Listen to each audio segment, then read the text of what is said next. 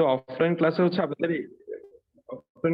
আপনাদের এই কোয়েশ্চেনটা আমরা সলভ করে দিছিলাম, বা কিভাবে করে এই কোয়েশ্চেনটা কোত্থেকে আসবে, কতটুকু দরকার, কি পরিমাণ দরকার, ওগুলো আমরা দেখাই দিছিলাম। এখন কথা হচ্ছে স্যার, এই কোয়েশ্চেনটা কিসের জন্য দরকার বা এই কোয়েশ্চেনটা কোত্থেকে আসবে। একটু প্রথম থেকে যদি দেখা হয়, এই কোয়েশ্চেনে হচ্ছে স্যার আপনাদের যেটা পড়াইছিলাম ওটা যদি একটু খাতায় পাশে রাখেন এবং বইটা যদি পাশে রাখেন, এই কোয়েশ্চেনের ইম্পর্টেন্স গুলো আমরা বলে দিছিলাম। এই কোয়েশ্চেনের ইম্পর্টেন্স হচ্ছে এটার ইকুয়েশন গুলা। এই কোয়েশ্চেনের ইম্পর্টেন্ট জিনিস হচ্ছে এটার ইকুয়েশন গুলা। ইকুয়েশন। তাহলে এই ইকুয়েশন গুলা থেকে তোমার কোথায় কোথায় তুমি কোয়েশ্চেন পাবা? এই ইকুয়েশন গুলা থেকে তুমি কোয়েশ্চেন পাবা হচ্ছে বুয়েট, ঠিক আছে, তারপর হচ্ছে যে কোনো ইঞ্জিনিয়ারিং কলেজ, তারপর হচ্ছে ভার্সিটি, বিশেষ করে ডিইউ, তারপর হচ্ছে মেডিকেল থেকে হচ্ছে তুমি ছোট ছোট ম্যাথ পাবা, যেগুলো আমরা দেখাচ্ছি কিরকম করে ম্যাথ পাবা। তাহলে এই পড়াটা তুমি যদি একটু নতুন বইয়ে দেখো, তোমার নতুন বইয়ে দেখবা হচ্ছে এখানে অনেকগুলো পড়া আছে। তো আমরা কি করব হচ্ছে পড়াগুলাকে একটা পেজে একটা জায়গায় গুছিয়ে নিয়ে আসছি, ঠিক আছে। তাহলে একটা পেজে একটা জায়গায় যদি গুছিয়ে নিয়ে আসি, ওই একটা পেজটা যদি আপনাদেরকে আমরা দেখাই, তাহলে আপনাদের পড়াটা অনেকটা ইজি লাগবে, ঠিক আছে। ওই একটা পেজটা আপনাদেরকে আমি দেখাচ্ছি, একটু যদি দেখেন ওই একটা পেজ আমরা আপনাকে দেখাই দিচ্ছি, ঠিক আছে।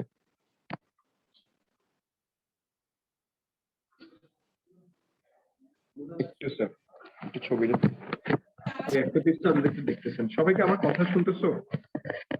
হ্যাঁ ভাইয়া শোনা যাচ্ছে। আচ্ছা, সবাই যদি কোশ্চেনটা দেখো একটু। কোশ্চেনটা হচ্ছে,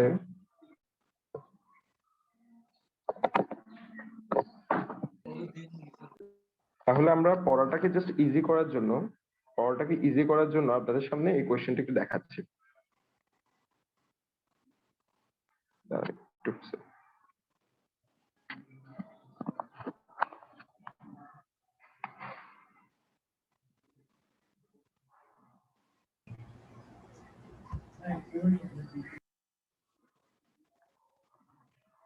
একটু স্যার, একটু ছবি ডিস্টার্ব করতেছে, দাঁড়ান।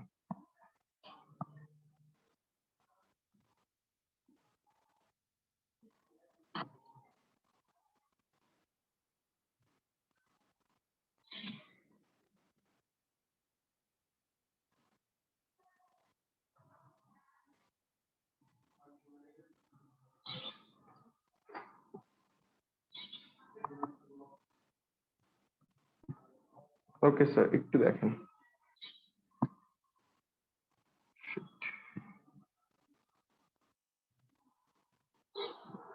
হ্যাঁ, দেখেন এখানে হচ্ছে আমরা সব পড়াগুলো একসাথে নিয়ে আসছি, যাতে করে হচ্ছে আপনাদের একসাথে পড়া হয়ে যায়। যে মানে যে ওই পোর্শনের মানে ওই যে পেজটা আপনাদেরকে দেখাইছি না, ওই পেজের সবচেয়ে মোস্ট ইম্পর্টেন্ট পড়াটা। তাহলে একটু কষ্ট করে স্যার, আপনারা দেখতেছেন আপনাদের বোর্ডের সামনে একদম স্পষ্ট দেখা যাচ্ছে এখানে আমাদের কি কি লাগবে বা কোন কোন জিনিস লাগবে। এটা একদম এই পোর্শনটা, এই জিনিসটা হচ্ছে আপনার সবকিছুর জন্য। আপনার বুয়েট বলেন, ঠিক আছে, মেডিকেল বলেন, ঠিক আছে, ভার্সিটি বলেন বা এইচএসসি বলেন, ঠিক আছে, এই পোর্শন থেকে কোয়েশ্চেন আসার পসিবিলিটিটা অনেক বেশি, ঠিক আছে। তাহলে কোয়েশ্চেন গুলা দেখেন।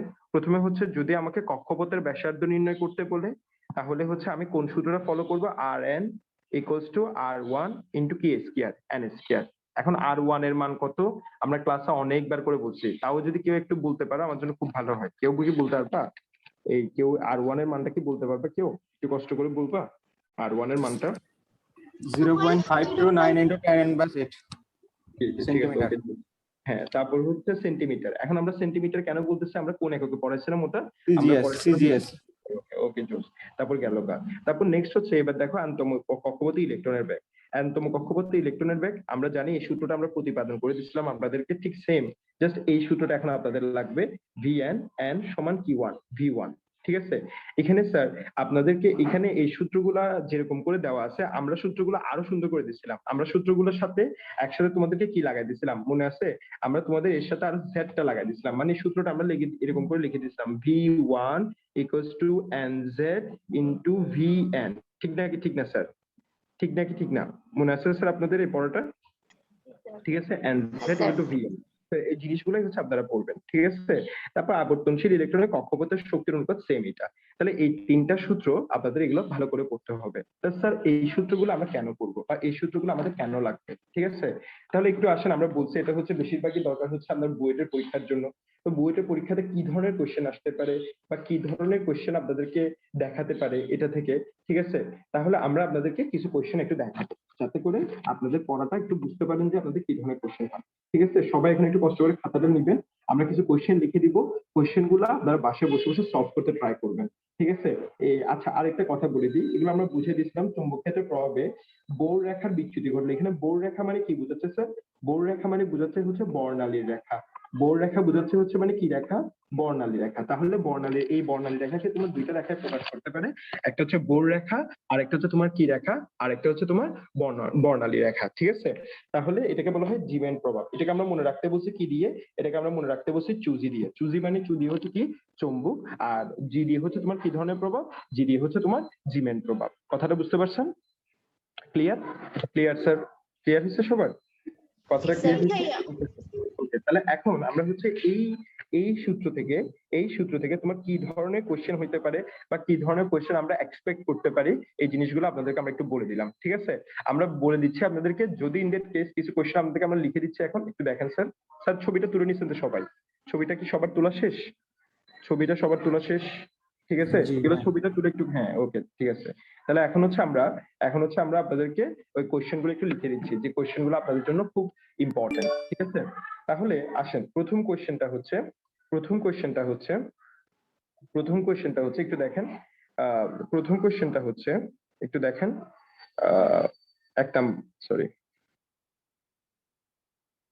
হ্যাঁ, প্রথম কোশ্চেনটা হচ্ছে যদি আপনি দেখেন 1 নাম্বার কোশ্চেন, সেটা হচ্ছে, কোশ্চেনটা একটু লিখবেন। আহ এক, হাইড্রোজেন পরমাণুর হাইড্রোজেন পরমাণুর প্রথম এবং তৃতীয় কক্ষপথের হাইড্রোজেন পরমাণুর প্রথম এবং তৃতীয় কক্ষপথের, ঠিক আছে, তৃতীয় কক্ষপথের আবর্তনশীল আবর্তনশীল আবর্তনশীল ইলেকট্রনের ব্যাগ নির্ণয় করো। আবর্তনশীল ইলেকট্রনের ব্যাগ নির্ণয় করো। আবর্তনশীল ইলেকট্রনের ব্যাগ নির্ণয় করো। পরীক্ষাটা হচ্ছে, মেইন পয়েন্ট হচ্ছে কোন কক্ষের গতিবেগ বেশি। কোন কক্ষের গতিবেগ বেশি, ঠিক আছে? কোন কক্ষের গতিবেগ বেশি, এটা হচ্ছে তোমার অবজেক্টিভের একটা কোয়েশ্চেন, ঠিক আছে? কোন কক্ষের গতিবেগটা বেশি, বুঝতে পারছেন কথাটা স্যার? তাহলে একটু মাথা খাটালে আপনারা এই কোয়েশ্চেনের আনসার পেয়ে যাবেন, ঠিক আছে? তাহলে এটা হচ্ছে 1 নাম্বার কোয়েশ্চেন, কোন কক্ষের গতিবেগটা বেশি। আপনারা যদি এই কোয়েশ্চেনে লিখে রাখবেন, যদি এই কোয়েশ্চেন নিয়ে যদি আপনাদের সমস্যা হয় মনে হয়, আমাদেরকে একটু বলবেন। এটা হচ্ছে 6 নাম্বার কোয়েশ্চেন, ঠিক আছে? গেল গা স্যার। তারপরে হচ্ছে নেক্সট হচ্ছে আমাদের হচ্ছে, এরপর 2 নাম্বার কোয়েশ্চেনটা আসেন। 2 নাম্বার কোয়েশ্চেন হচ্ছে হাইড্রোজেন পরমাণুর হাইড্রোজেন পরমাণুর ঠিক আছে, হাইড্রোজেন পরমাণুর প্রথম প্রথম এবং দ্বিতীয় প্রথম এবং দ্বিতীয় বোর কক্ষপথের কি নির্ণয় করো? বোর কক্ষপথের শক্তির পার্থক্য নির্ণয় করো। এটা হচ্ছে তোমাদের হচ্ছে কোশ্চেন, পার্থক্য নির্ণয় করো, ঠিক আছে? তাহলে এটা কিভাবে করে করবেন আশা করি সবাই জানেন, তাও আমি একটু হিন্টস দিয়ে দিই, যেহেতু একটু কঠিন লাগতে পারে। এটা প্রথম কক্ষপথের শক্তি হচ্ছে E1, দ্বিতীয় কক্ষপথের শক্তি হচ্ছে E2। তাহলে স্যার কোন কক্ষপথের শক্তি বেশি? E1 কক্ষপথের শক্তি বেশি নাকি E2 কক্ষপথের শক্তি বেশি? কোন কক্ষপথের শক্তি বেশি, একটু কষ্ট করে বলেন তো স্যার, যারা জানেন কোন কক্ষপথের শক্তি বেশি, E1 নাকি E2? কোন কক্ষপথের শক্তি বেশি? E1 না, অবশ্যই E2 কক্ষপথের শক্তি বেশি, ঠিক আছে না? কেন E2 কক্ষপথের শক্তি বেশি একটু দেখো। তোমার হচ্ছে নিম্ন শক্তি স্তর থেকে উচ্চ শক্তি স্তরে যায়, তাহলে নিম্ন শক্তি স্তর মানে কি? মানে ওর শক্তি কম দেখে ওকে নিম্ন শক্তি স্তর বলা হচ্ছে, ওর শক্তি বেশি দেখে ওকে কি শক্তি স্তর বলা হচ্ছে? উচ্চ শক্তি স্তর বলা হচ্ছে। তাহলে এটা নিম্ন শক্তি স্তর, এটা হচ্ছে উচ্চ শক্তি স্তর। তাহলে এখানে কার শক্তি বেশি?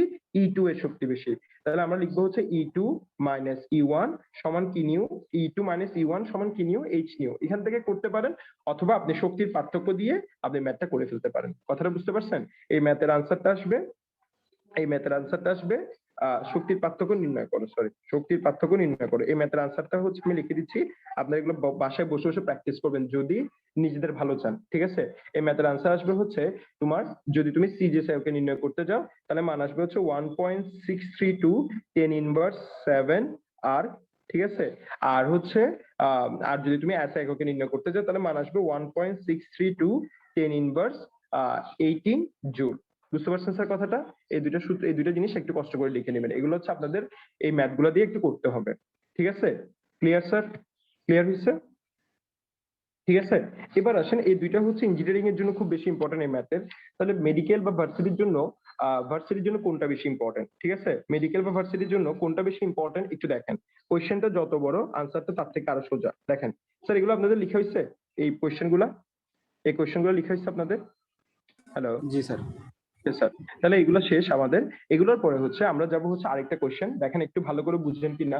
এটা হচ্ছে মেডিকেলেরটা। এখন এটা হচ্ছে মেডিকেলের জন্য ইম্পর্টেন্ট বা ভার্সিটির জন্য ইম্পর্টেন্ট বা অবজেক্টিভের জন্য ইম্পর্টেন্ট।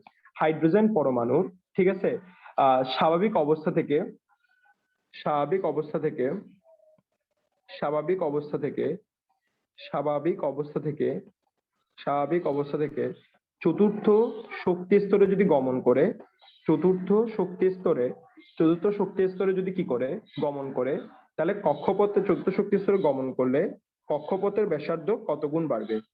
কক্ষপথের ব্যাসার্ধ কত গুণ বাড়বে? কিছুক্ষণ আগেই এই কোশ্চেনটা আনসার করছেন। কক্ষপথের ব্যাসার্ধ কত গুণ বাড়বে? তাহলে স্যার একটু বলেন তো, সূত্রটা দেখছেন আপনারা? একটু সূত্র, মানে যে স্ক্রিনশটটা নিচ্ছেন ওই স্ক্রিনশটের সূত্রটা দেখে একটু আনসারটা দেন। আর যদি কারো যদি মনে থাকে তাহলে 4 গুণ। 4 গুণ। ভুল হয়েছে 4 গুণ কেন হবে? ওখানে n স্কয়ার ছিল তো। n স্কয়ার, তাহলে n স্কয়ার মানে যদি বড় করো তাহলে কত গুণ বাড়বে? 16 গুণ বাড়বে। কথাটা বুঝতে পারছো? তাহলে এটা একটু ভালো করে দেখবে, এগুলো যাতে ভুল না হয়। তাহলে এটা কত গুণ বাড়লো? এটা হচ্ছে তোমার 16 গুণ বাড়লো। কেন স্যার এটা কেন বুঝছেন? কারণ Rn = n square Q1 R1। তাহলে এটা হাইড্রোজেনের জন্য হচ্ছে n মানে হচ্ছে চতুর্থ শক্তি, তাহলে 4 স্কয়ার, তাহলে 16 Q1 হবে, 16 R1 হবে। তাহলে কত গুণ বৃদ্ধি পেলো? তোমার বৃদ্ধি পেলো হচ্ছে 16 গুণ বৃদ্ধি পেলো। বুঝতে পারছেন কথাটা স্যার? আশা করি জিনিসটা ক্লিয়ার হয়েছে আপনাদের। ঠিক আছে? ক্লিয়ার হচ্ছে সবার? ঠিক আছে? হ্যালো, ক্লিয়ার হয়েছে? জি স্যার। Okay sir. আচ্ছা স্যার, এরপর হচ্ছে একটা একটা ছোট কোয়েশ্চেন। ঠিক আছে, একদম ছোট কোয়েশ্চেন। এই মানে আপনাদের হচ্ছে একটা কোয়েশ্চেন আমরা আপনাকে দেখাচ্ছি, যে এই কোয়েশ্চেনটা জাস্ট একটু আনসারটা যদি একটু কেউ বলতে পারেন, জাস্ট একটু বলবেন। ঠিক আছে, হিলিয়াম ও হিলিয়াম প্লাস হিলিয়াম প্লাসের হিলিয়াম প্লাসের রেখা বর্ণালী পাওয়া গেলেও রেখা বর্ণালী পাওয়া গেলেও রেখা বর্ণালী পাওয়া গেলেও হিলিয়াম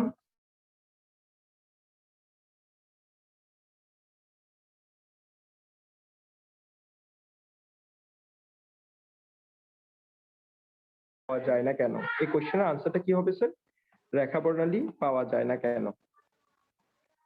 পাওয়া যায় না কেন? এই কোশ্চেনের আনসারটা কি হবে একটু কষ্ট করে দেখে বলুন তো স্যার।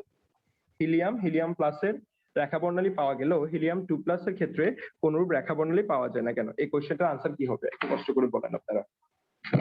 রেখা বর্ণালী শুধু একক ইলেকট্রন বিশিষ্ট পরমাণুর ক্ষেত্রে ব্যাখ্যা করা যায়। হিলিয়াম 2 তো কোনো ইলেকট্রন নাই। হিলিয়ামের কোনটার কোনো ইলেকট্রন নাই? হিলিয়াম 2 প্লাসের হিলিয়াম 2 প্লাসের কোনো ইলেকট্রন নাই। জিনিসটা হচ্ছে এরকম, আমার বর্ণালী তৈরি করে কারা? আমার বর্ণালী তৈরি করে হচ্ছে ইলেকট্রন। ঠিক আছে, আমার বর্ণালী তৈরি করে হচ্ছে কে? আমার বর্ণালী তৈরি করে হচ্ছে ইলেকট্রন। এখন হিলিয়াম 2 প্লাস, আমরা জানি হিলিয়ামের ইলেকট্রন সংখ্যা 2টা। এখন আমি যখন হিলিয়াম 2 প্লাস হয়ে গেছি, তার মানে আমার কোনো কি নাই? ইলেকট্রন নাই। তাহলে আমার যদি কোনো ইলেকট্রন না থাকে তাহলে আমার ওখানে কোনো বর্ণালী তৈরি হবে না। সেজন্য হিলিয়াম প্লাসের তোমার কোনো কি নাই স্যার? কোনো বর্ণালী নাই। বুঝতে পারছেন স্যার কথা? হিলিয়াম 2 প্লাসের কোনো কি নাই? বর্ণালী নাই। কোয়েশ্চেনটা আনসার বুঝছেন? এটা 2 নম্বরের জন্য একটা মোস্ট ইম্পর্টেন্ট বা একটা ছোটখাটো কোয়েশ্চেন আপনি বলতে পারেন। বুঝতে পারছেন? Clear sir? হ্যালো? জি ভাইয়া। সবার ক্লিয়ার হয়েছে? সবার ক্লিয়ার হলে একটু আমাদেরকে একটু কষ্ট করে বলবেন এগুলা। ঠিক আছে স্যার? পড়াটা হচ্ছে এগুলো যদি সামনাসামনি বোঝানো যেত আরেকটু ভালো হইতো। তাও আমরা যতটুকু পারি আপনাদেরকে এই জিনিসগুলো বলতেছি, বারবার বলতেছি স্যার, এই জিনিসগুলা ফাঁকিবাজি করবেন না। এগুলো আপনার জন্য খুব বেশি ইম্পর্টেন্ট। এগুলো কবে ইম্পর্টেন্ট হবে আপনি তখন বুঝবেন, যদি আপনি যখন ম্যাথ করতে যাবেন। ঠিক আছে? আচ্ছা স্যার, এখন নেক্সট একটা কোয়েশ্চেন, এটাও সেম। এটা হচ্ছে আপনাদের জন্য মেডিকেলের জন্য ইম্পর্টেন্ট বা ভার্সিটির জন্য ইম্পর্টেন্ট, এক লাইনের একটা কোয়েশ্চেন। ঠিক আছে, দেখেন, হাইড্রোজেন পরমাণুর ঠিক আছে, হাইড্রোজেন পরমাণুর ইলেকট্রনটি যখন যখন যখন নিউক্লিয়াস থেকে যখন নিউক্লিয়াস থেকে অসীম দূরত্বে অবস্থান করবে, নিউক্লিয়াস থেকে যখন অসীম দূরত্বে অবস্থান করবে, নিউক্লিয়াস থেকে অসীম দূরত্বে অবস্থান করে, তখন ইলেকট্রন শক্তির মান কত? তখন ইলেকট্রন শক্তির মান কত?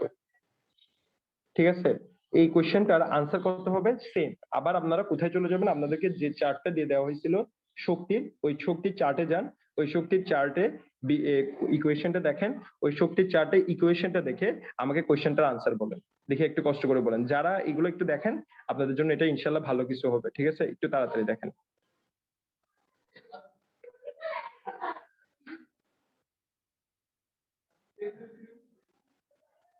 ঠিক আছে স্যার, দেখছেন? Hello,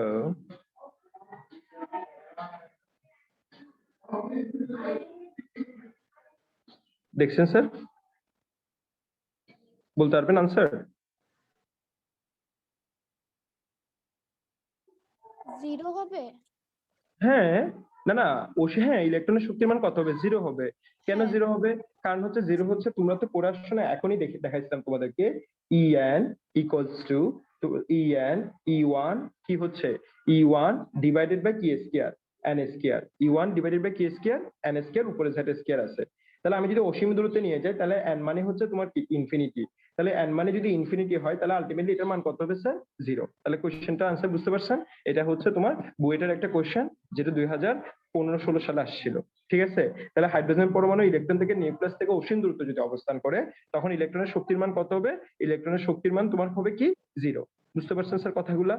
clear? Clear sir? ঠিক আছে, জি sir. Okay sir, okay sir, আশা করি এই জিনিসগুলো ক্লিয়ার হয়েছে। এখন এখন হচ্ছে তোমাকে হচ্ছে আমরা আরেকটা কোশ্চেন দিচ্ছি, সেম একদম ইজি কোশ্চেন। এই কোশ্চেনগুলো একটু দেখো পারো কিনা।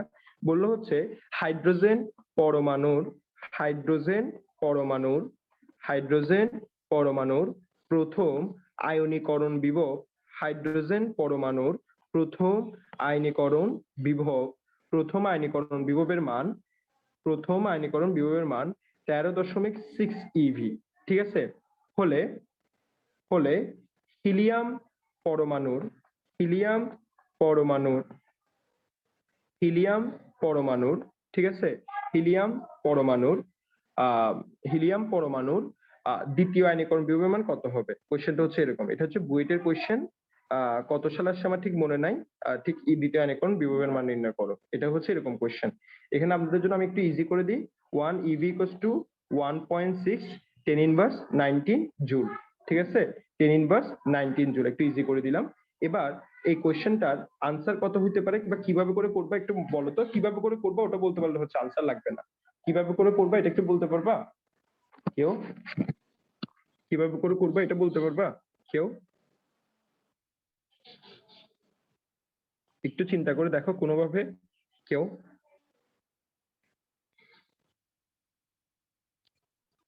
কি বলতে পারবে কিনা একটু দেখো।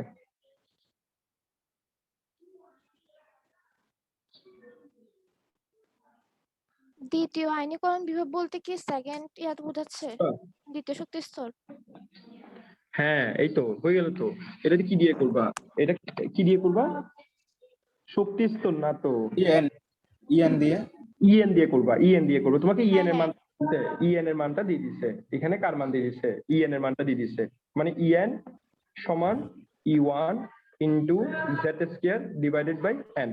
ঠিক আছে, তাহলে তোমাকে এখানে E1 এর মানটা দিয়ে দিছে। E1 এর মান দিয়ে দিছে হচ্ছে 13.6।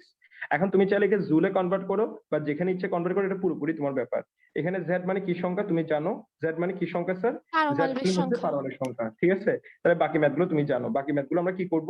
বাকি ম্যাথগুলো হচ্ছে এটা দেখো 2.179, মানে তুমি যদি এটাকে ইভি তে নিয়ে যাও আর কি, 10 inverse 18 into 2 square divided by N সমান হচ্ছে তোমার হাইড্রোজেন পরমাণু দ্বিতীয় আয়নীকরণ বিভব নির্ণয় করো। তাহলে দ্বিতীয় আয়নীকরণ বিভব মানে হচ্ছে এখানে তুমি দুইটা ইলেকট্রন দান করে দিচ্ছ, তাহলে তোমার দ্বিতীয় আয়নীকরণ বিভবের শক্তি স্তর হচ্ছে একটা। বুঝতে পারছো কথাটা? কারণ হিলিয়ামের শক্তি স্তর কয়টা? হিলিয়ামের শক্তি স্তর কয়টা? হিলিয়ামের শক্তি স্তর কয়টা, এটা যাতে ভুল না হয়। হিলিয়ামের শক্তি স্তর কয়টা স্যার? একটা না? ওকে একটা। স্যার, বুঝতে পারছেন কথাগুলা? ক্লিয়ার? সবার ক্লিয়ার হয়েছে? একটু কষ্ট করে স্যার লিখে নেন। যারা অনেকজন এখানে বলছেন স্যার আমাদের এগুলো কি লাগবে, আমরা কি এগুলো করবো কিনা, আমাদের এগুলো কি দরকার আছে নাকি। স্যার প্রথম কথা হচ্ছে আমি বারবার দেখে বলে আসতেছি, আপনাদেরকে যদি অটো পাস দিয়ে দেয় আপনাদের জন্য কম্পিটিশনটা অনেক বেশি বেড়ে যাবে। আর আপনাদের যদি কম্পিটিশন অনেক বেশি বেড়ে যায় তখন আপনার সবগুলার জিনিসের সম্বন্ধে আইডিয়া থাকা দরকার। ঠিক আছে? আপনি শুধু একটা জিনিস নিয়ে পড়ে থাকতে পারবেন না। বারবার আপনাদেরকে এই কথাটা বলতেছি। যেমন এখানে আমি আমার আজকে দাগানোর ক্লাসে আমার জাস্ট দাগাইতে লাগবে হচ্ছে 15 মিনিট। কেন 15 মিনিট লাগবে? যদি ভার্সিটির কথা মানে মেডিকেলের কথা বলি, শুধু বই দাগাইতে লাগবে 15 মিনিট। ওই 15 মিনিট কেন লাগবে? কারণ ওই 15 মিনিটে হচ্ছে স্যার আপনি কল্পনা করতে পারবেন না, কারণ আপনাদের পড়ার সবগুলো পড়ানো শেষ, শুধু বইয়ের লাইনগুলো দাগানো বাকি। আর লাইনগুলো দাগাইতে আপনাদের বেশিক্ষণ লাগবে না, কারণ আপনাদেরকে এইটার পরে আমি কিছুক্ষণ দেখাবো। ঠিক আছে? তাহলে আপনাদের এখন সবগুলো সম্বন্ধে একটু আইডিয়া থাকা দরকার।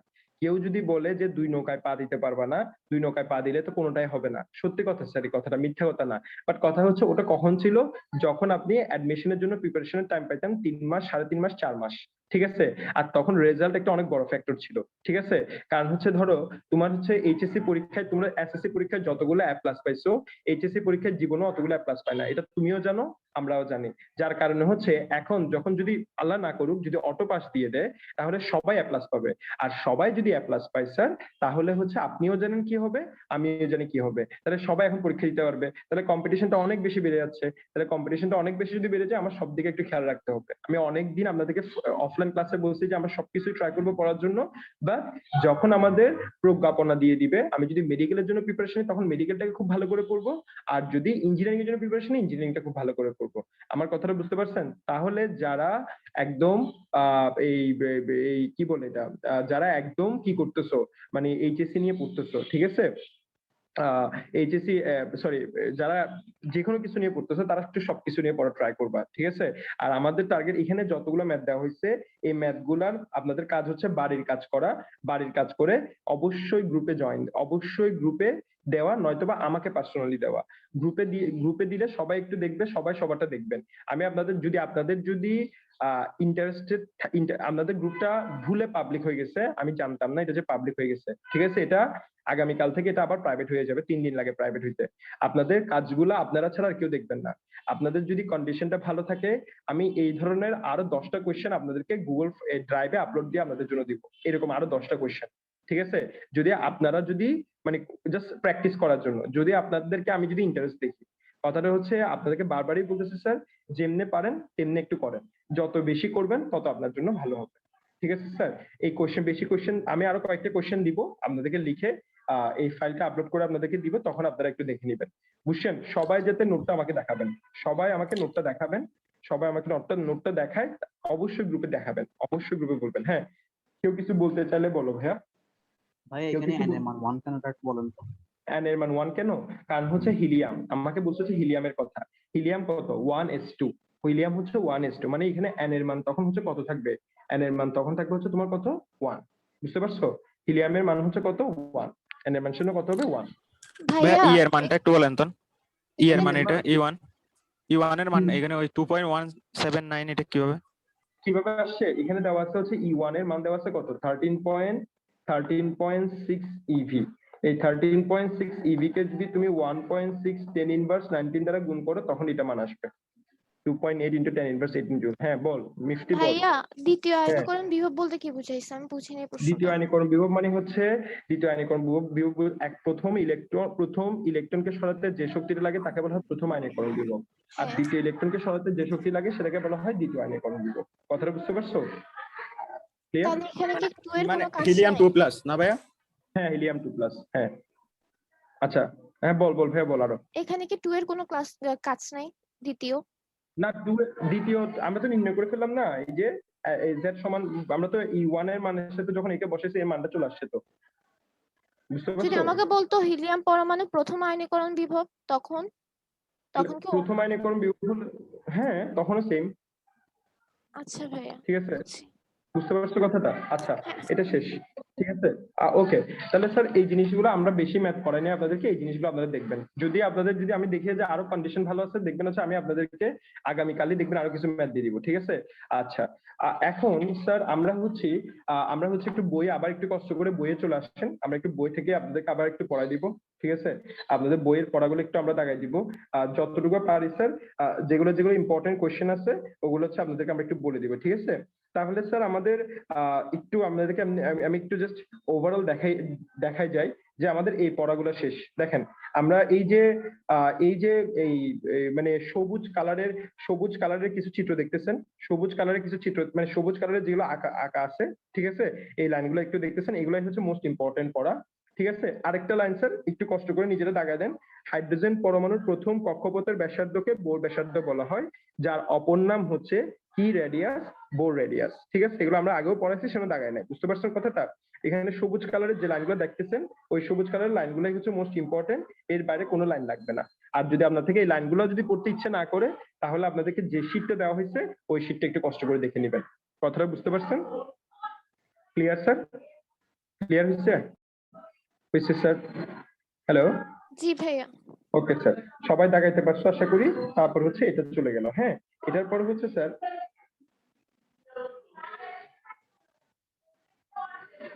ঠিক আছে, এরপর দেখো এখানে চিত্রটা আরো ভালো করে আমরা দেখাইছি। তারপর হচ্ছে এরপর এখানে আসো, এরপরের পেজটা একটু দেখো, এরপরের পেজটা এখন আপনাদের সামনে আছে, ঠিক আছে। একটু দেখেন, এই যেগুলো এতক্ষণ ধরে বুঝাইছি ওই কথাগুলো, ঠিক আছে, এই লাইনগুলো একটু দেখবেন, যে লাইনগুলো আমরা দাগাই দিচ্ছি, ঠিক আছে।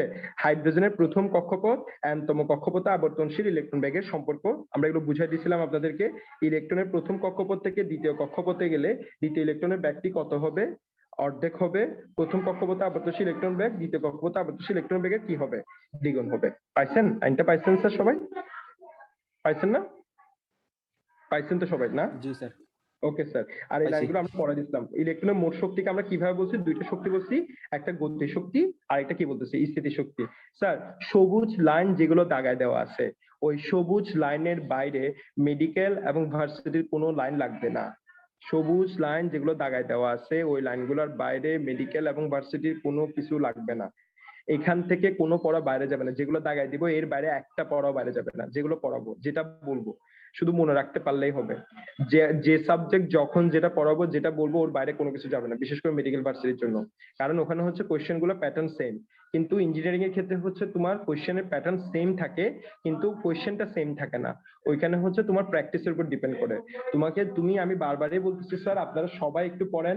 আপনারা যখন পড়বেন তখন দেখবেন হচ্ছে আমার নিজেরই ইচ্ছা করবে আপনাদের জন্য কি দেওয়ার জন্য, কোয়েশ্চেন গুলো দেওয়ার জন্য। একটু কষ্ট করে করেন, বেশি প্রেশার দেবো না স্যার, একটু আস্তে আস্তে পড়েন, যাতে করে হচ্ছে আমরা ট্রাই করবো হচ্ছে আমরা দেখতেছি আরেকটা জিনিস, এই যতটুকু করা যায় আপনাদেরকে এভাবে করে একটু ইমপ্রুভ করার জন্য। আচ্ছা স্যার, এগুলো আমরা সলভ করছি, তো এগুলো নিয়ে আমরা বেশি কিছু বলবো না। স্যার দাগাইছেন তো সবাই? দাগাইছেন না? জি সবাই স্যার। দাগাইছেন তো? ওকে স্যার, সবাই দাগালে এরপর স্যার আমরা চলে আসতেছি। আমরা আরেকটা, এটা বোঝা যাচ্ছে না, আমরা স্যার আরেকটা পেজে চলে আসি, একটু দাঁড়ান স্যার। এটা গেল আমাদের, ঠিক আছে। ওকে, একটু ওয়েট করেন স্যার, আমরা আপনাদের জন্য একটু নিয়ে আসতেছি, সব একসাথে নিয়ে আসতেছি, আপনাদের কঠিন হবে না কিছু।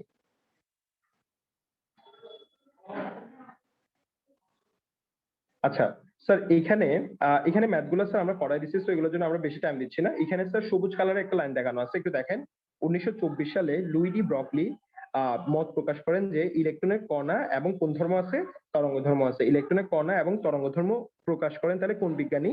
ইলেকট্রনের কণা এবং তরঙ্গ ধর্ম প্রকাশ করেন হচ্ছে তোমার কোন বিজ্ঞানী? তোমার প্রকাশ করে হচ্ছে লুই ডি ব্রকলি। কে প্রকাশ করেন স্যার? প্রকাশ করেন হচ্ছে লুই ডি ব্রকলি। বুঝতে পারছেন কথাটা? লুই ডি ব্রকলি প্রকাশ করেন। আচ্ছা দেখেন, লুইডির এর বক্তব্যকে 1926 সালে সোডিঞ্জার আরো সংশোধন পরিমার্জন করেন। সোডিঞ্জার গতিশীল ইলেকট্রনকে নির্দিষ্ট তরঙ্গ দৈর্ঘ্য বিশিষ্ট তরঙ্গ হিসাবে গণ্য করে তার বিখ্যাত ত্রিমাত্রিক তরঙ্গ বলবিদ্যার সমীকরণটি উপস্থাপন করেন, ঠিক আছে। তাহলে এখানে একটা লাইন দেখেন, গতিশীল ইলেকট্রনকে, কোশ্চেনটা কিরকম করে হবে স্যার, গতিশীল ইলেকট্রনকে নির্দিষ্ট তরঙ্গ দৈর্ঘ্য চিন্তা করে, নির্দিষ্ট তরঙ্গ দৈর্ঘ্য চিন্তা করেন কোন বিজ্ঞানী? কোশ্চেনটা কিরকম বলতেছি, গতিশীল ইলেকট্রনকে নির্দিষ্ট তরঙ্গ দৈর্ঘ্য চিন্তা করেন কোন বিজ্ঞানী? তখন তোমার অপশন থাকবে দুইটা, একটা হচ্ছে ডি ব্রগলি থাকবে, একটা সোডিঞ্জার থাকবে, একটা রাদারফোর্ড থাকবে, একটা বোর থাকবে। এখন তোমাকে তো, তুমি তো মাথায় করবে যে ভাইয়া তো আমাকে বলেই দিছিল, ভাইয়া তো আমাকে বলেই দিছিল কি, যে ভাইয়া আমাকে বলেই দিছিল হচ্ছে এই বলো না যে এই তরঙ্গ এবং কণাধর্ম আবিষ্কার করছে হচ্ছে তোমার কে বিজ্ঞানী, এই ডি ব্রগলি, ঠিক আছে? কিন্তু এখানে তো যখন আমরা মানে এইখানে তাহলে ভালো করে দেখবেন, ঠিক আছে? তাহলে ত্রিমাত্রিক তরঙ্গ বলবিদ্যার একটা কোশ্চেন হচ্ছে এটা, গতিশীল ইলেকট্রনকে নির্দিষ্ট তরঙ্গ দৈর্ঘ্য বিশিষ্ট হিসেবে গণ্য করা হচ্ছে সোডিঞ্জার। একটা কোশ্চেন হচ্ছে এটা। 2 নাম্বার কোশ্চেন কি? 2 নাম্বার কোশ্চেন হচ্ছে ত্রিমাত্রিক তরঙ্গ বলবিদ্যার সমীকরণটি কে উপস্থাপন করে? তাহলে ত্রিমাত্রিক তরঙ্গ বলবিদ্যার সমীকরণটি উপস্থাপন করেন কে স্যার? ত্রিমাত্রিক তরঙ্গ বলবিদ্যার সমীকরণটি উপস্থাপন করেন হচ্ছে স্যার সোডিঞ্জার। কে উপস্থাপন করেন? তোমার উপস্থাপন করেন হচ্ছে কে স্যার? সোডিঞ্জার। কথাটা বুঝতে পারছেন? ক্লিয়ার? Clear sir? ক্লিয়ার হচ্ছে? জি ওকে ভাইয়া। স্যার। আচ্ছা, এই কোশ্চেনটা যদি ক্লিয়ার হয়, এই জাস্ট চলমান বস্তু কণা তরঙ্গ দৈর্ঘ্যের সম্পর্ক ডি ব্রগলির সমীকরণ, এটা তো লিখবা। আমি তোমাদের জন্য একটা কোশ্চেন লিখে দিচ্ছি, এই কোশ্চেনটা কে পারবা একটু দেখে নিবা, ঠিক আছে? আমি জাস্ট লিখে দিচ্ছি, এটা হচ্ছে ইম্পর্টেন্ট, কোনোখানে আসে নাই, জাস্ট আমি একটু আপনাদেরকে একটু চিন্তা করে এই কোশ্চেন আপনাদের জন্য আমি রেডি করে রাখছি। ওই যে বললাম না, আপনারা পারেন কিনা আমাকে বলবেন প্র্যাকটিস করে। রেডিয়াম, রেডিয়াম কোন কণা বিকিরণ করে? রেডিয়াম আলফা কণা বিকিরণ করে। লেখা কি বোঝা যাচ্ছে? লেখা কি বোঝা যাচ্ছে? লেখা বোঝা হ্যাঁ যাচ্ছে ভাইয়া, কিনা বলুন। বোঝা যাচ্ছে।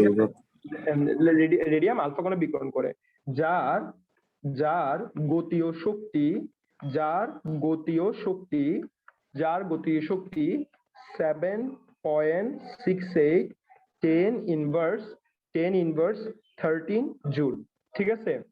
আলফা কণার, আলফা কণার, আলফা কণার ডি ব্রগলির, ডি ব্রগলির তরঙ্গ দৈর্ঘ্য নির্ণয় করো। আলফা কণার ডি ব্রগলির তরঙ্গ দৈর্ঘ্য নির্ণয় করো। তরঙ্গ দৈর্ঘ্য নির্ণয় করো। আলফা কণার ডি ব্রগলির তরঙ্গ দৈর্ঘ্য নির্ণয় করো। মাথা আকাশে বাতাসে উঠতেছে যে ভাই এটা কি দিছে, কোত্থেকে দিছে, কিভাবে করে দিছে, কিভাবে করে আসছে, কিভাবে করে করব, কোনো কিছু না। দেখি আমি জাস্ট এই কোশ্চেনটা তোমাদেরকে দিয়ে রাখছি, তোমরা যদি পারো অবশ্যই আমাকে বলবা, ঠিক আছে? ডি ব্রগলির সমীকরণ তো জানো, ডি ব্রগলির সমীকরণ কি স্যার? আমি লিখে দিচ্ছি যদি না জানো। ল্যামডা ইকুয়ালস টু কি? Lambda equals to H by KV. H by KV sir, H by MV, ঠিক আছে? দেখি এই কোশ্চেনটা কি আনসার করতে পারেন, আমাকে একটু দেখাবেন। বুঝতে পারছি কথাটা? ক্লিয়ার? ক্লিয়ার হয়েছে? কোশ্চেনটা লিখে নেন, আর কোশ্চেনটা লিখে নেওয়ার পর আমরা বাকি কোশ্চেনগুলো আপনাদেরকে বলবো, ঠিক আছে? এই কোশ্চেনটা পারেন কিনা একটু দেখেন।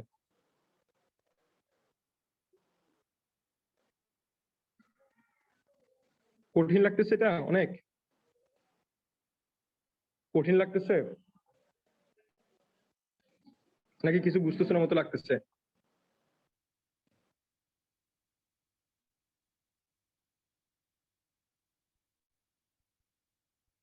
স্যার আমি একটু হিন্টস দিয়ে দিই আপনাদেরকে। হ্যালো, কেউ কথা বল না, না বুঝতে বল, বুঝে দিচ্ছি। আমি একটু হিন্টস দিয়ে দিচ্ছি আপনাদেরকে। দেখো, প্রথম কথা হচ্ছে এখানে গতীয় শক্তি মানে কার কথা বলে দিচ্ছে? গতীয় শক্তি মানে এখানে তোমাকে বলে দিচ্ছে হচ্ছে গতি শক্তির কথা। গতীয় শক্তি মানে তোমার কার কথা বলে দিচ্ছে? গতীয় শক্তি মানে হচ্ছে তোমাকে বলে দিচ্ছে হচ্ছে গতি শক্তির কথা। তাহলে গতি শক্তির কথা যদি বলে দেয়, এখানে হচ্ছে হাফ এমবিএসকে এর কথা বলে দিচ্ছে। তাহলে হাফ এমবিএসকে থেকে তুমি এখানে বি এর মানটা বের করবা। তাহলে ভাই এখানে এম এর মানটা কেমনে বের করবো? রেডিয়ামের, রেডিয়ামের হচ্ছে রেডিয়াম, তোমার তো এখানে রেডিয়ামের বের করতে বলবে না, তুমি এখানে বের করবে কার? আলফা কণার। তাহলে আলফা কণার কয়টা, আলফা কণার ভর কত?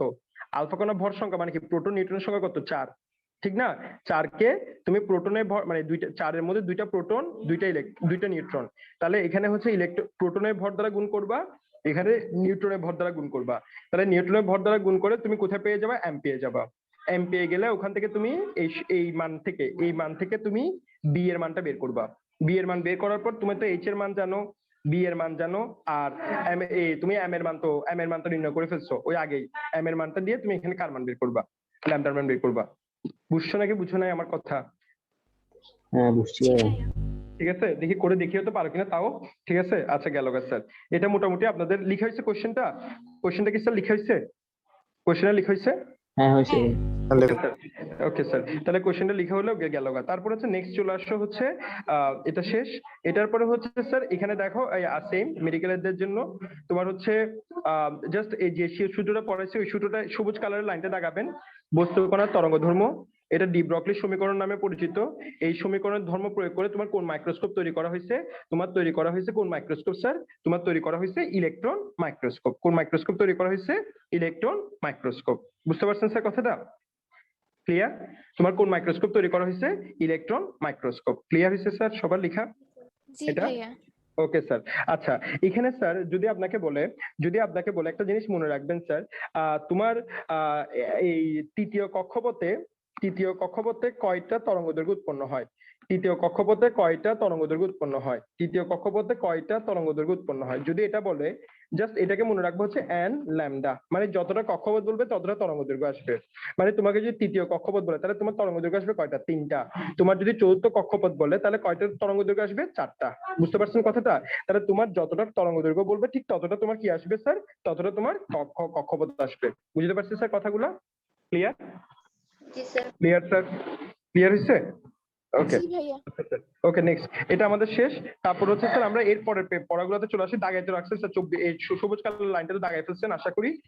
তারপরে নেক্সট চলে আসেন হচ্ছে হাইজেনবার্গের অনিশ্চয়তা নীতি। এটা কোনো ইম্পর্টেন্ট কিছু না, জাস্ট এখানে যে লাইনগুলো সবুজ কালার করে দেওয়া আছে যদি পারেন এই লাইনগুলো একটু পড়বেন। ঠিক আছে? সবুজ কালার লাইনগুলো দেওয়া আছে, এগুলো অত বেশি ইম্পর্টেন্ট না। 70% 50% ইম্পর্টেন্ট, না আসার চান্সই সবচেয়ে বেশি। ঠিক আছে? জাস্ট এই লাইনগুলো একটু পড়বেন। ঠিক আছে? কোনো কিছুর জন্য ইম্পর্টেন্ট এটা বুয়েট চুয়েটে বা এরকম তেমন কোনো কোশ্চেন দেয় না। ঠিক আছে? তাহলে এই দুইটা কোশ্চেন আশা করি পড়া হয়েছে আপনাদের। ঠিক আছে স্যার? দাগাইছেন তো? দাগাইছেন সবাই? স্যার জি। দাগাই ফেলছেন? ওকে স্যার, তাহলে দাগাই ফেললে হচ্ছে এরপর চলে আসেন, এগুলো আমরা পড়াইছি। আমাদের মডেলের ভিত্তি কয়টা আছে একটু ভালো করে দেখো। আমাদের মডেলের ভিত্তি আছে হচ্ছে প্রথম থেকে রাদারফোর্ড কি করছে, এগুলো মেডিকেলের জন্য খুব বেশি ইম্পর্টেন্ট বা ভার্সিটির জন্য। রাদারফোর্ড তোমার কি আবিষ্কার করছে? নিউক্লিয়াস আবিষ্কার করছে। নেলস বোর তোমার কি আবিষ্কার করছে? স্থির কক্ষপথ। অরবিট শক্তি স্তর আবিষ্কার করছে। ডি ব্রকলি তোমার কি ইলেকট্রনের দ্বৈত ধর্ম আবিষ্কার করছে। ঠিক আছে? শর্ডিঞ্জার তোমার তরঙ্গ বলবিদ্যার সমীকরণ আবিষ্কার করছে। বিজ্ঞানী হাইজেনবার্গ তোমার অনিশ্চয়তা নীতি দিছে। পাইছেন স্যার লাইনগুলো? এই যে ওয়ার্ড গুলো দেখা দিচ্ছে ওগুলো একটু দেখবেন, যে লাইনগুলো দিচ্ছে ওগুলো একটু দেখবেন। আরেকটা লাইন সবার উপরে একটু করে দেখেন, আধুনিক পরমাণু মডেলের ভিত্তি কোনটা? আধুনিক পরমাণু মডেলের অপর নাম কি? আধুনিক পরমাণু মডেলের অপর নাম হচ্ছে কোয়ান্টাম বলবিদ্যা পরমাণু মডেল। আধুনিক পরমাণু মডেলের নাম কি? আধুনিক পরমাণু মডেলের নাম হচ্ছে কোয়ান্টাম বলবিদ্যা পরমাণু মডেল। পাইছেন স্যার? আধুনিক পরমাণু মডেলের নাম হচ্ছে কোয়ান্টাম বলবিদ্যা পরমাণু মডেল। পাইছেন সবাই? আধুনিক পরমাণু মডেলের নাম হচ্ছে কি? কোয়ান্টাম বলবিদ্যা পরমাণু মডেল। পাইছেন সবাই? দাগাইছেন? দাগাইতে পারছেন স্যার? Okay sir. নেক্সট, আচ্ছা, এখানে এই লাইনগুলো একটু দাগাই নিবেন, এগুলো আমরা বুঝে দিচ্ছি সব, সো এগুলো নিয়ে আমরা বেশি কিছু বলবো না। আচ্ছা, তোমাদেরকে বলে দিচ্ছি, আমরা ক্লাসে বলে দিচ্ছি কক্ষপথ ভিত্তিক ইলেকট্রন সংখ্যা কয়টা, দিক নির্দেশক ভিত্তিক ইলেকট্রন সংখ্যা কয়টা, এগুলো সবগুলোই আমরা বলে দিচ্ছি। সো এগুলো নিয়ে আমাদের তেমন কোনো সমস্যা হবে না। সো ওগুলো বই থেকে একটু পড়ে নিবেন। আর কোয়ান্টাম সংখ্যা কয়টা আছে একটু দেখেন। কোয়ান্টাম সংখ্যা আছে হচ্ছে স্যার 4টা। কোয়ান্টাম সংখ্যা আছে কয়টা? কোয়ান্টাম সংখ্যা আছে হচ্ছে 4টা। আর কক্ষপথ ভিত্তিক কোয়ান্টাম সংখ্যা কয়টা স্যার?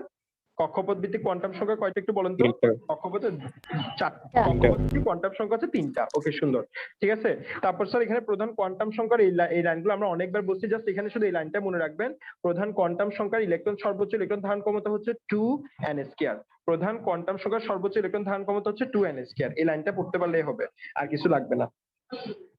ঠিক আছে? আশা করি দাগাইতে পারছেন। দাগাইছেন স্যার সবাই?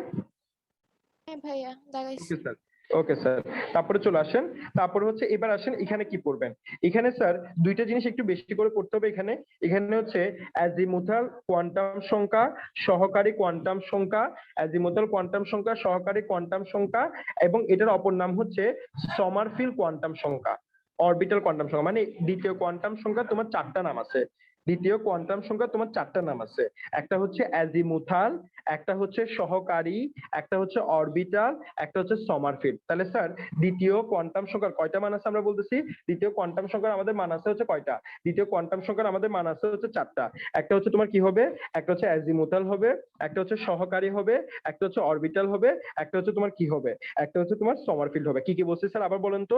একটা হচ্ছে অ্যাজিমুথাল হবে, একটা হচ্ছে সহকারী হবে, একটা অরবিটাল হবে, আর একটা হচ্ছে কি সমারফিল্ড হবে। Sommerfield কথাটা বুঝতে পারছেন? ঠিক আছে? আর বাকি জিনিসগুলো আমরা আমরা খাতায় যা লিখে দিছি এর বাইরে কিচ্ছু লাগবে না। ঠিক আছে? তারপর চলে আসেন হচ্ছে চুম্বকীয় কোয়ান্টাম সংখ্যা স্যার। চুম্বকীয় কোয়ান্টাম সংখ্যার মানটা এম এর মানটা খুব বেশি ইম্পর্টেন্ট। হলুদ কালারের যে লাইনগুলো আছে না এগুলো আমরা সবগুলো বুঝে দিচ্ছি স্যার। তাহলে সেজন্য হচ্ছে আমরা আর বেশি কিছু বোঝানোর দরকার নেই, কারণ এগুলো আমরা ক্লাসে আপনাদেরকে খুব বড় সড়ো করে বুঝে দিছিলাম। ঠিক আছে? দুইটা ফার্স্ট ক্লাস আমাদের কোয়ান্টাম সংখ্যার ক্লাসটাতে ক্লিয়ার হয়েছে স্যার আপনাদের লেখাগুলা? ক্লিয়ার? হ্যাঁ ভাইয়া। Okay sir. আচ্ছা, তারপরে চলে আসলো। তারপর হচ্ছে স্যার এরপর এটা মোটামুটি আমাদের শেষ।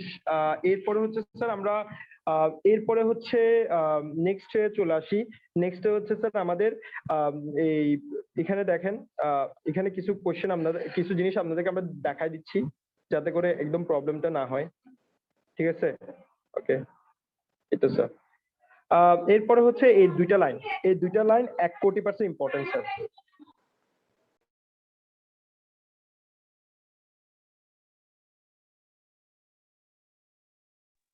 এই দুইটা লাইন স্যার 1,00,00,000% ইম্পর্টেন্ট। এই দুইটা লাইন হচ্ছে আপনাদের 1,00,00,000% ইম্পর্টেন্ট। যে কোনো উপশক্তি স্তরের মোট ইলেকট্রন সংখ্যা, তারপর যে কোনো উপশক্তি স্তরের সর্বোচ্চ ইলেকট্রন ধারণ ক্ষমতা, এই দুইটা লাইন 1,00,00,000% ইম্পর্টেন্ট। এই দুইটা লাইন ভালো করে পড়ে নেবেন। ঠিক আছে?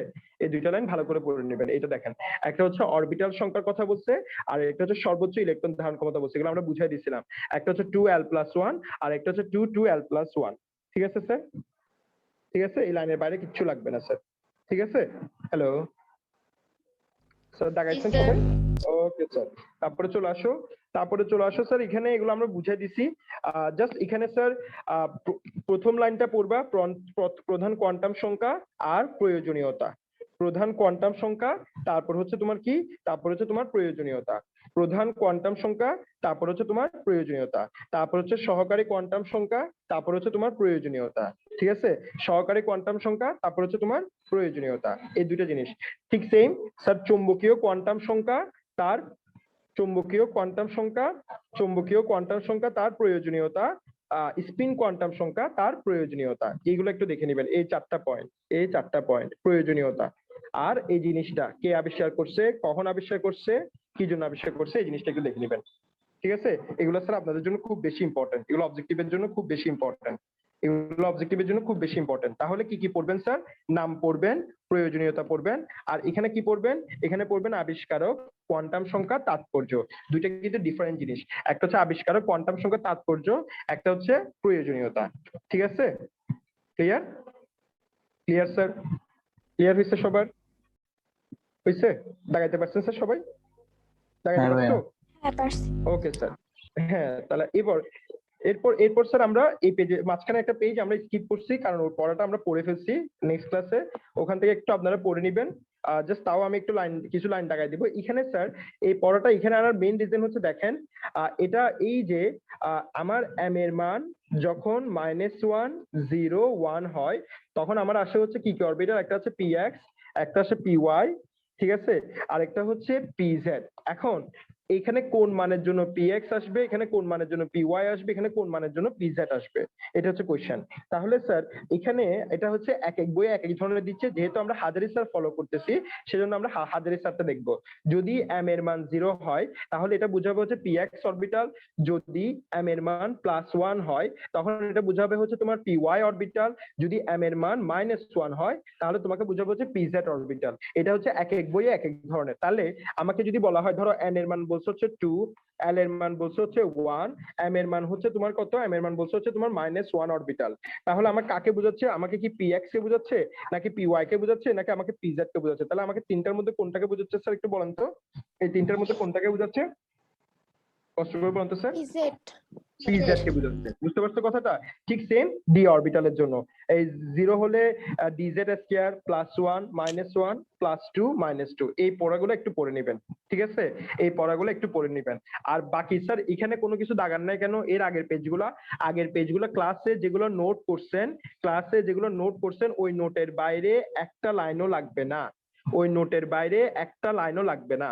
যদি তাও চান এই লাইনটা দেখাইতে পারেন, f অরবিটালে 8টি করে ইলেকট্রন লোককে 3টি নোডাল প্লেন আলাদা করে রাখে। এই লাইনটা পড়লে হবে। ঠিক আছে?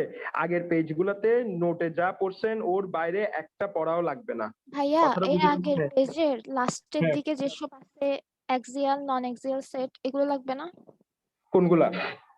এই এর অ্যাক্সিয়াল সেল, আচ্ছা শুন, প্রথম কথা হচ্ছে পলা হয়ে থাকে। আচ্ছা এটা তো এখানকার পড়া না, তাও আমরা একটু বলে দিই, ঠিক আছে? ডিতে অরবিটাল কয়টা স্যার? স্যার ডিতে অরবিটাল কয়টা, একটু কষ্ট করে বলুন তো। ডিতে 5টা। অরবিটাল হচ্ছে 5টা, পাঁচটা। ঠিক আছে? হ্যাঁ 5টা অরবিটাল আছে। এই 5টা অরবিটালের মধ্যে তোমার তোমার নর্মালি হচ্ছে সব অরবিটালের শক্তিটা সমান হওয়ার কথা। সব অরবিটালের শক্তিটা কি হওয়ার কথা? সমান হওয়ার কথা। মানে কে কে থাকবে দেখো, তোমার সব অরবিটালের শক্তি যদি সমান হয় তাহলে থাকবে হচ্ছে তোমার কে, তোমার থাকবে হচ্ছে D X Y, D Y Z, D Z X, D X square, Y square, D Z square. এখন তাও এই তিনটার শক্তি সেম, এই তিনটার শক্তি সেম, এই দুইটার শক্তি একটু বেশি থাকে। সেজন্য এই জন্য এগুলোকে বলা হয় অ্যাক্সিয়াল সেট বা নন অ্যাক্সিয়াল সেট, ওটাকে বলা হয় অ্যাক্সিয়াল সেট। আমি তোমাকে দেখাচ্ছি, দেখো কি বলতেছে দেখো। এই তিনটে অরবিটালকে তোমার কি বলা হচ্ছে? এই তিনটে অরবিটালকে বলা হচ্ছে তোমার নন অ্যাক্সিয়াল সেট। কি সেট বলা হয়? নন অ্যাক্সিয়াল সেট। নন অ্যাক্সিয়াল সেট বলার কারণ হচ্ছে অ্যাকচুয়ালি তারা অ্যাক্সিয়াল বরাবর থাকে না এবং তাদের শক্তিটা বাকিদের থেকে একটু কি হয়, একটু কম হয়। বুঝতে পারছেন কথাটা? ক্লিয়ার? ক্লিয়ার হয়েছে স্যার? ক্লিয়ার হয়েছে? হ্যালো স্যার, ক্লিয়ার হয়েছে? ভাইয়া, জি স্যার। ওই যে হ্যাঁ অরবিটাল বলতে উপশক্তি স্তরের মধ্যে অরবিটাল বুঝায় না? হ্যাঁ, তাহলে বইয়ের মধ্যে কেন বলে অরবিটাল দ্বারা শোনো, পরমাণুতে? এখানে হচ্ছে এটা হচ্ছে একটা ইংলিশ টার্ম। প্রথম কথা হচ্ছে সেটা, বাংলাদেশে উপশক্তি স্তর নামে একটা টার্ম আছে, কিন্তু বাইরের দেশে এরকম উপশক্তি স্তর নামে কোনো টার্ম নাই, ঠিক কেন আছে? উপশক্তি স্তরকে সাবশেল বলা যায় না? না না, সাবশেল বলা যায়, বাইরের বইগুলোতে এরকম করে প্রকাশ করে না আর কি, কিন্তু আমাদের দেশেগুলোতে করে, যার কারণে হচ্ছে এটা হয় আর কি, তার উল্টা মানে পাল্টা কি জিনিস। আমি অরবিটাল মানে হাজারিনের উপশক্তি কোন স্তর, সারে অরবিটাল হ্যাঁ মানে উপশক্তি স্তর ধরে নিব? হ্যাঁ হ্যাঁ, ওরকম করে দিবি, ঠিক আছে? আচ্ছা স্যার, এটা শেষ হলে, এটা তো শেষ